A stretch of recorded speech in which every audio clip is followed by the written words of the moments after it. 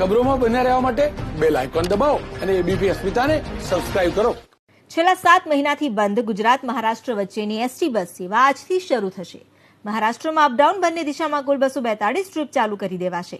ગુજરાતમાં એસટી નિગમના 16 વિભાગ પૈકી જૂનાગઢ સિવાયના બાકીના તમામ વિભાગમાંથી બસ મહારાષ્ટ્ર તરફ દોડાવાશે. જૂનાગઢ વિભાગનું મહારાષ્ટ્ર તરફનું એસટી બસનું શેડ્યુલ જ ન હોવાથી ત્યાંથી બસ નહીં દોડે. કોરોનાના સંક્રમણને કારણે હવે જાહેર પરિવહન સેવાઓ ધીમે ધીમે ગતિ પકડી રહી છે.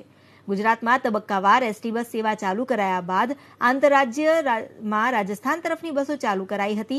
મધ્યપ્રદેશ તરફની બસો ચાલુ કરવા અંગે હજુ કોઈ નિર્ણય નથી લેવાયો. આગામી દિવાળી સહિતના તહેવારોને જોતા ગરીબ અને મધ્યમવર્ગીય પરિવારોને પરવડે તેવી જાહેર પરિવહનની એસટી બસ સેવા મહારાષ્ટ્ર માટે ચાલુ કરવામાં આવી છે, જેથી મુસાફરોને રાહત મળી રહે.